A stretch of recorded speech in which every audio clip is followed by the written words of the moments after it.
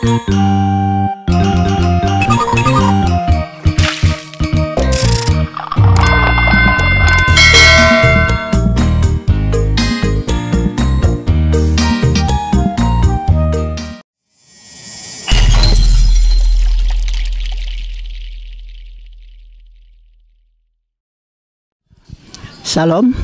anak-anak Tuhan yang dikasihi Tuhan Yesus. Selamat sore. Selamat sore, Opa. Salam sejahtera dalam kasih Tuhan Yesus Kristus. Menjelang puasa bagi teman-teman kita kaum muslimin, kita berada di Taman Mini sekarang ini untuk berbincang-bincang tentang masalah kehidupan yang kita hadapi sekarang ini. Apapun itu, masalah-masalah yang dihadapin oleh bangsa Indonesia, bahkan bangsa-bangsa di dunia, itu merata. Karena pandemi, maka keadaan ekonomi kita jadi sulit.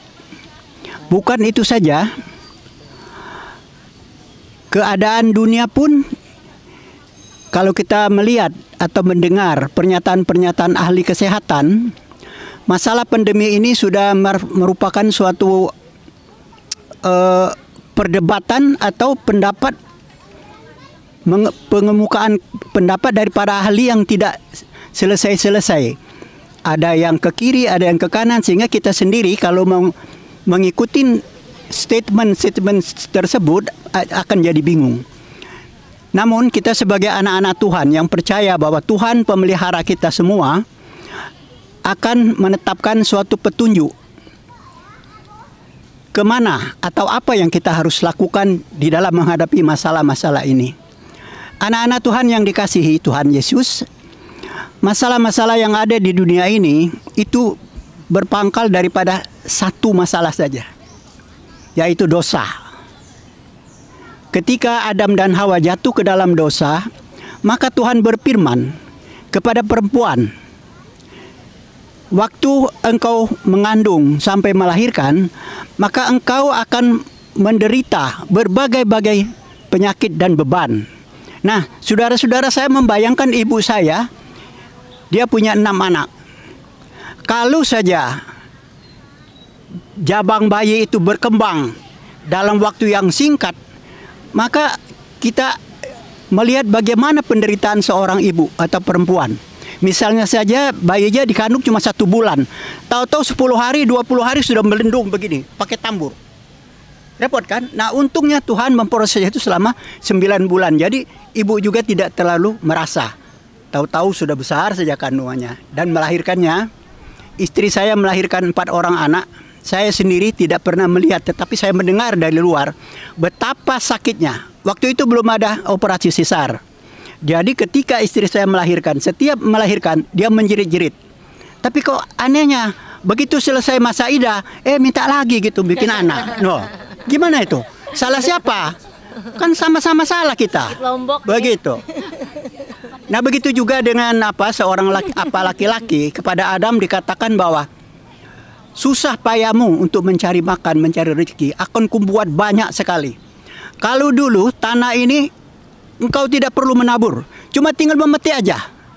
Hanya 2 pohon yang tidak boleh kau makan, pohon kehidupan dan pohon pengetahuan. Tinggal metik saja. Tetapi setelah mereka jatuh ke dalam dosa, maka semuanya berubah, tanah pun terkutuk. Kemudian kita melihat anak Adam yang kedua, Kain, begitu lahir, begitu besar, dia menambah penderitaan itu sendiri, menambah dosa-dosa, yaitu dengan membunuh Habel, adiknya. Dan tanah yang sudah terkutuk, tambah terkutuk lagi. Akhirnya apa yang terjadi? Kita melihat, kalau saya pulang ke kampung Opa, dulu itu daerah Ogan Komering Ilir itu subur sama sekali. Tiap tahun tidak perlu pupuk. Dan tiap tahun padi dan jagung serta tumbuh-tumbuhan palawija itu berlimpah-limpah. Pada waktu musim banjir, musim hujan, itu ikan banyaknya luar biasa. Kita pilih-pilih ikan. Ikan gabus itu jarang sekali kita makan. Kita harus cari ikan yang pilihan, yang enak-enak gitu. Nah, sekarang jangankan ikan gabus, ikan sepat pun sudah tidak ada lagi. Mengapa? Karena kehidupan bertambah sulit.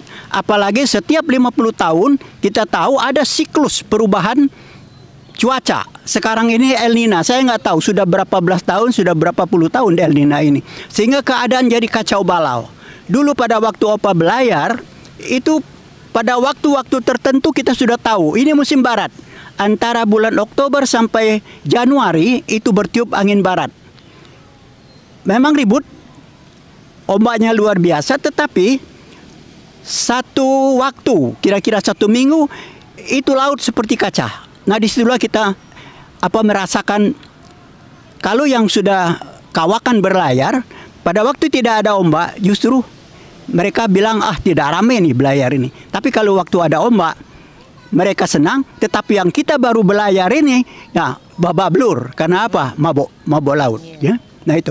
Nah jadi anak-anak sekalian, kehidupan kita memang semakin sulit. Tetapi tidak berarti kita harus hopeless atau putus asa. Kita sebagai orang yang percaya, Tuhan memelihara kita. Tuhan itu pemelihara, bukan saja pencipta langit dan bumi, tetapi dia memelihara langit, semua alam semesta ini. Bahkan kita sendiri dipeliharanya dengan kehadiran Roh Kudus. Jadi tidak usah khawatir apapun yang ini. Ya kalau kita memang harus mati karena COVID, ya puji Tuhan. Kita tidak ada yang dikhawatirkan lagi. Mengapa kita tidak takut mati? Karena kalau mati sudah pasti jaminannya ke sorga. Bukan Opa yang janji, bukan gereja, bukan pendeta, tetapi Tuhan sendiri yang menciptakan kita. Dia berjanji, jika engkau percaya dan mengaku bahwa Yesus Kristus adalah Tuhan, maka engkau pasti selamat. Amin. Pasti, tidak ada mudah-mudahan atau semoga, tetapi pasti. Nah kalau kita sudah pasti selamat, tentu kita akan bersuka cita kalau kita pada waktunya kita harus dipanggil Tuhan, menghadap Tuhan. Apapun sebabnya, apakah kecelakaan, apakah karena COVID, itu tidak masalah. Cara kematian seseorang tidak menentukan cara hidupnya. Orang juga banyak yang kita lihat sajalah Tuhan Yesus. Dia berbuat baik selama 3,5 tahun selama dia di dunia, tetapi matinya sangat mengenaskan. Karena memang rencana Allah Bapa, Allah Anak dan Roh Kudus, memang anak harus dikorbankan untuk menyelamatkan manusia dari hukuman dosa. Jadi dia mati untuk saya dan untuk kita semua yang sudah jatuh ke dosa, sehingga setiap orang yang percaya tidak binasa melainkan beroleh hidup yang kekal. Nah anak-anak dan saudara-saudara yang kekasih, barangkali dari pengantar Opa yang singkat ini ada hal yang perlu ditanyakan, terbersit di dalam pikiran masing-masing. Silakan. Ya silakan. Ya.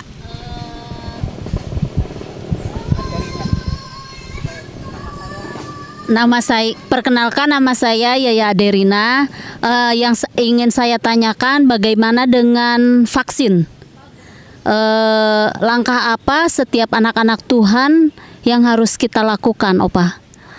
Karena pro dan kontra ya untuk vaksin ini. Ada orang yang bilang katanya vaksin itu seperti apa, chip ya atau apa, pokoknya langkah apa setiap anak-anak Tuhan itu untuk kita vaksin ini. Terima kasih Opa. Terima kasih pertanyaannya ya. Jadi mengenai vaksin, memang sudah banyak sekali pernyataan vaksin ini. Ada yang tadi saya sudah bilang, pernyataan ahli itu tidak selalu sama. Dulu memang ada beberapa pendapat mengenai vaksin ini tentang penelitian. Tetapi juga seiring dengan perkembangannya ada juga pendapat-pendapat lain. Misalnya saja tadi dikatakan disinggung karena chip.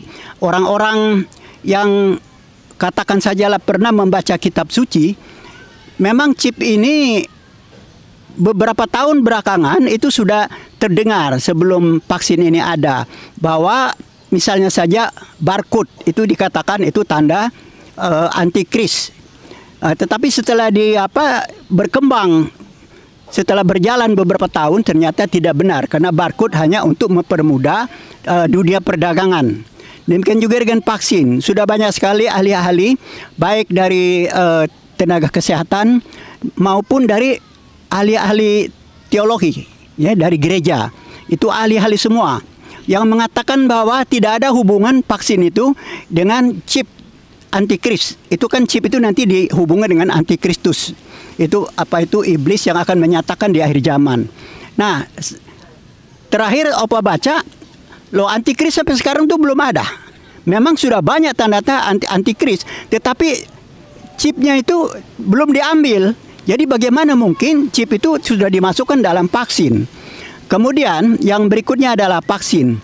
Pernyataan juga vaksin yang tidak yang tidak pasti sudah dipastikan oleh beberapa ahli bahwa terima saja dulu apa yang dianjurkan oleh pemerintah dan oleh Badan Kesehatan Dunia WHO, bahwa vaksin itu memang untuk menambah antibodi kita terhadap penyakit tertentu, dalam hal ini COVID-19. Nah, kita ketahui COVID ini sudah berkembang sekarang. Ada beberapa varian baru, kalau nggak salah sudah 3 atau 4 dari India, dari Afrika Selatan sudah masuk ke Indonesia. Yang terakhir masuk dari Cilacap karena dibawa oleh awak kapal India yang muat gula. Nah, demikian itu. Yang paling penting adalah, saya rasa pernyataan terakhir, bahwa chip itu tidak menjamin kita bebas atau kebal daripada virus corona. Jadi kalau sudah divaksin, ikutin saja ketentuan-ketentuan persyaratan yang sudah ditentukan oleh Kementerian Kesehatan, yaitu kita menunggu beberapa hari baru nanti vaksin kedua. Setelah vaksin kedua menunggu lagi beberapa hari. Nah, baru dikatakan vaksin yang pertama dan kedua itu sudah dianggap cukup. Tetapi itu pun tidak menyebabkan kita tidak terpapar coronavirus itu. Karena banyak sekali malah ahli-ahli dokter itu sudah dapat vaksin 2 kali, tetapi karena lengah barangkali atau kita tidak tahu, karena mereka kan berhubungan dengan pasien COVID ini, sehingga mereka tertular lagi dan meninggal. Ya, itu kita sangat prihatin sekali. Nah, oleh karena itu saya rasa yang paling baik adalah kita terima saja vaksin itu dan kita ikutin, jangan sampai kita lepas daripada petunjuk-petunjuk ahli itu. Demikian barangkali cukup jawaban saya untuk ya. Kalau ada yang lainnya silakan. Cukup. Ya. Lanjut. Ya, itu mengenai vaksin ya. Mengenai apa lagi? Kesusahan hidup. Atau bagaimana sih menghadapin kesulitan ini? Kayaknya dunia yang tidak menentu itu sudah tidak pasti, tetapi juga kayaknya menakutkan. Apakah memang itu menakutkan dunia kita sekarang ini? Ada yang bisa bagi-bagi berkat? Ya, Opa juga mau dengar. Jangan Opa sendiri yang ini kehabisan perpustakaan nanti Opa.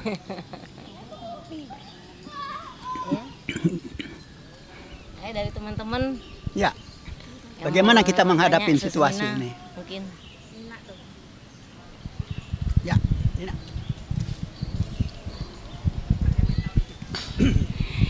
Nama aku Nina. Aku cuma mau tanggepin pertanyaan Opa kali ya. Ya, ini sih yang aku pelajari aja selama hidup ya Pak Opa ya. Opa bilang kan tadi menghadapi hidup ini menakutkan gitu. Iya. Kalau buat saya pribadi, selama saya ngikut sama Tuhan Yesus, itu di firman Tuhan tuh udah jelas banget mengatakan, kalau dihitung itu banyak banget Tuhan bilang jangan takut gitu loh. Iya. Iya. Nah, itu dia. Jadi kalau buat saya nggak perlu ditakutkan Opa ya. Gitu. Memang setiap manusia punya ini berbeda gitu loh.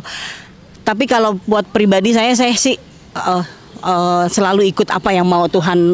Karena gini, kita menjadi pelaku firman jangan cuma pelaku aja, dilakukan gitu loh. Dilakukannya yakin penuh kalau Tuhan tuh gini, Tuhan tuh udah mati di kayu salib, bahkan dia tuh udah mengorbankan, itu udah satu jaminan gitu loh. Dia udah bayar kita lunas Opa gitu. Satu hal, saya punya suami juga kadang-kadang jangan-jangan suka berpikiran jangan-jangan justru seperti itulah yang Tuhan nggak mau. Berarti dia nggak percaya, dia ragu gitu Padahal udah jelas di firman Tuhan katakan jangan takutnya tuh banyak banget ya Opa ya. Itu. Jadi mungkin buat saya dan teman-teman, juga buat teman-teman di sana, udah nggak perlu lagi yang namanya takut. Yuk belajar, kita punya iman yang sebiji sesawi aja itu bisa memindahkan gunung gitu loh, yang Tuhan ajarin. Pokoknya Yesus itu dahsyat. Dia menjamin kita untuk kehidupan ini tuh hari depan penuh harapan, pokoknya penuh luar biasa gitu. Jadi jangan pernah takut. Itu buat menurut saya Opa ya. Iya, makasih Opa. Baik. Ya, saya rasa ini juga merupakan tambahan peluru ya, tameng bagi kehidupan orang percaya, bahwa setiap hari ada saja firman Tuhan bilang jangan takut, jangan khawatir, jangan takut, jangan khawatir. Karena apa? Dia sendiri yang menjamin kita. Tadi saya katakan kalau kita ke sorga, apa sih yang ditakutkan? Kalau mati kita ke sorga, yang menjamin itu Tuhan sendiri kan. Nah, kalau kita sudah pasti ke sorga, sebenarnya kita tidak perlu takut, walaupun kita tidak perlu memasang badan. Kalau ada orang gila umpamanya atau ada orang bawa pedang, kita keluar rumah untuk menghadapinya. Itu bukan begitu maksudnya, jangan takut. Jangan takut mati kalau itu memang sudah waktunya. Itu loh, apapun penyebabnya. Nah, saya kira ini pernyataan Nina itu baik sekali, bukan saja untuk kita tetapi untuk orang-orang yang menyaksikan kita punya konten ini. Ya, mudah-mudahan disaksikan oleh saudara-saudara kita juga yang belum mengenal kasih Tuhan Yesus di kayu salib itu. Ada lagi kira-kira komentar? Koni, silakan. Oke, baik. Ya. Terima kasih buat Opa yang sudah memberikan wejangan kepada kami, juga kepada saudara semua yang memberikan kekuatan ya bagi kita semua ya. Memang di tengah-tengah kondisi ini siapa sih yang nggak takut kan gitu, siapa sih nggak khawatir.